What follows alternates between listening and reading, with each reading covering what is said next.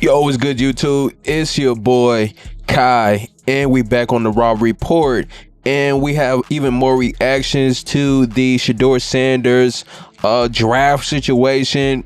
And a lot of people feel like, there's some foul play at work. You know what I mean? There's some kind of injustice going on. Even Trump has jumped out and said, like, what's going on here? Why hasn't he been drafted? Right. And I've even asked the AI. The AI has given me many reasons, why they should draft him and, why he is an elite player.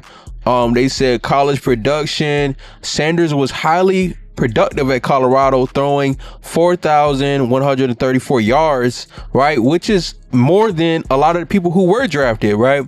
He's got one of the best stats in the draft, yet somehow they're not drafting him. Then they said he had 34 touchdowns and just four interceptions in his final season, which with an NCAA leading 74% completion rate, right? So those stats alone should kill all of the talk that he's trash, right? I mean, the guy has the numbers to back it up.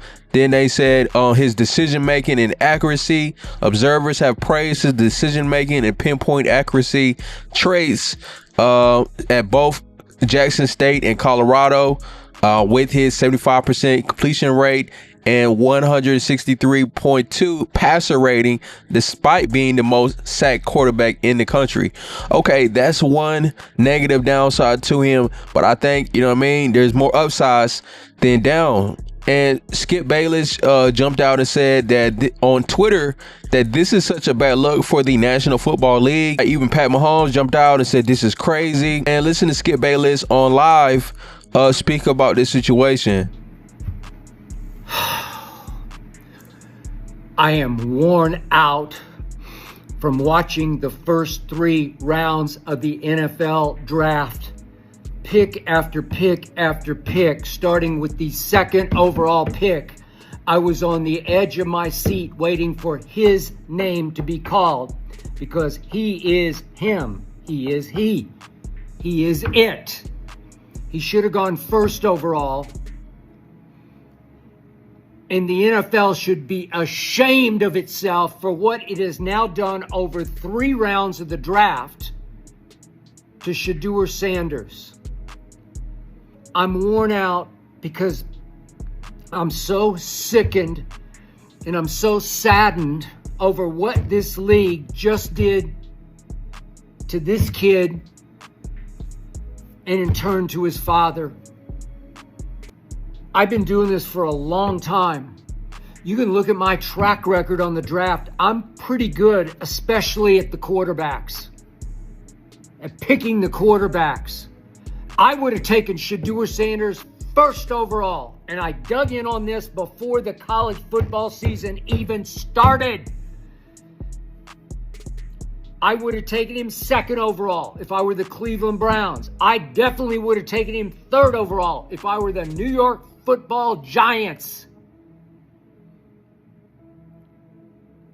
It was outrageously obvious that he's the best thrower of the football in the draft. He's the best pure passer in the draft.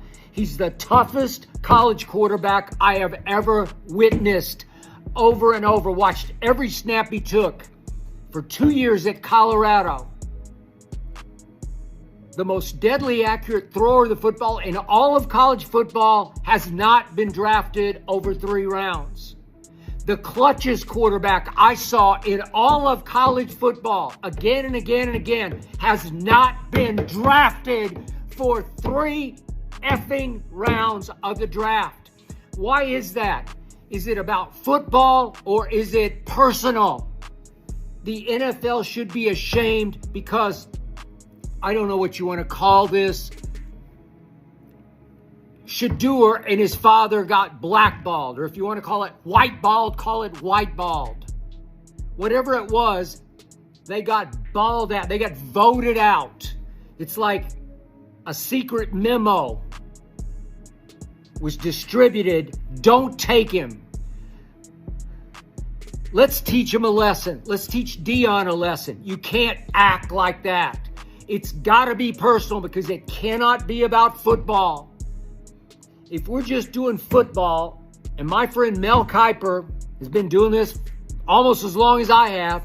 If we're doing football, Mel Kiper, who's no fool, had Shedeur Sanders ranked 5th overall on his big board, one notch ahead of Cam Ward. I had him first. So if it's not football, what is it?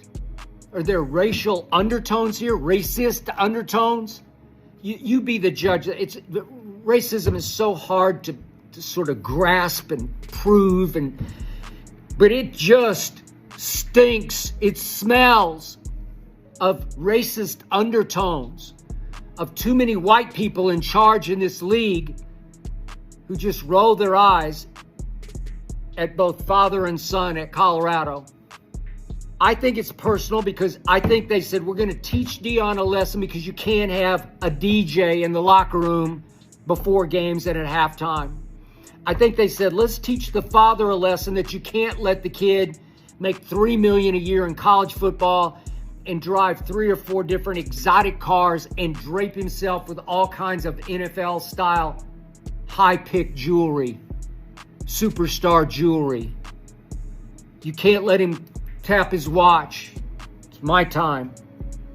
Hey, I'm here to tell you, none of that matters. If you can play, you can play. Neon Deion was as brash and arrogant as you could get. But he worked hard at his craft, and he was the greatest cornerback ever, and he backed it up. Nobody ever backed up brash and arrogant more than Deion Sanders backed it up. On the football field, on the baseball field at the highest level, on the track and field at the highest level. Greatest athlete I ever saw was Deion Sanders. Deion is not a detriment to his son. He is an all-time positive. Greatness flows through this kid's veins. He's it. He's a winner. He's a leader. If you spend any time around, he's really a good young man. I don't understand any of this. He didn't interview. Is he confident? Yeah. Is he cocky? I don't know. Where's that fine line between confident and cocky? Can he back it up? You better believe he can back it up. He was raised around greatness, and he will step onto an NFL field wherever he goes, wherever it is. He's going to go somewhere. Somebody's going to give him some shot. Wherever he goes, he's going to step on the football field like he belongs on it because he was raised to believe he belongs on it. As he tweeted going into the draft, I'm built for this, for whatever happens, great or bad, I'm built. He was built for this. So y'all let me know what y'all think. If you have a brain and some eyes, you should be able to see that this is highway robbery right here. It really feels like they have something against Deion Sanders. This is like reverse nepotism, right? We saw how Bronny James was able to get into the league because of LeBron James and how he fought for his son to play in the league. It seems like they have some kind of vendetta against Deion Sanders. This guy has great numbers, and the president vouched for what he's seen out of Shedeur Sanders. And the fact that it's even questionable that he's even going to make it to the NFL is already such a red flag. It's already such a red flag that, you know what I mean, there's a power play going on right here. Did they collude together to say we're gonna draft him last? We're gonna try to break him. We're gonna try to not feed into his ego to say, you're not as good as you think you are, and when you come up in here, you need to know your place. And I think that's what I'm really feeling out of this situation, and I think that that's what could be going on. But y'all let me know what y'all think in the comments. I believe Shannon Sharp was on Nightcap talking about the situation, and he's looking at it. He's like, Shannon is a Hall of Famer. He's looking at it like, I've never seen nothing like this in all my years of football. He's saying like, it's no reason. He couldn't even come up with a reason why they didn't draft him, right? And the only reason I could come up with is that they don't like Deion Sanders. But y'all let me know what y'all think. Appreciate y'all for rocking with me. Like the video, subscribe, and we go.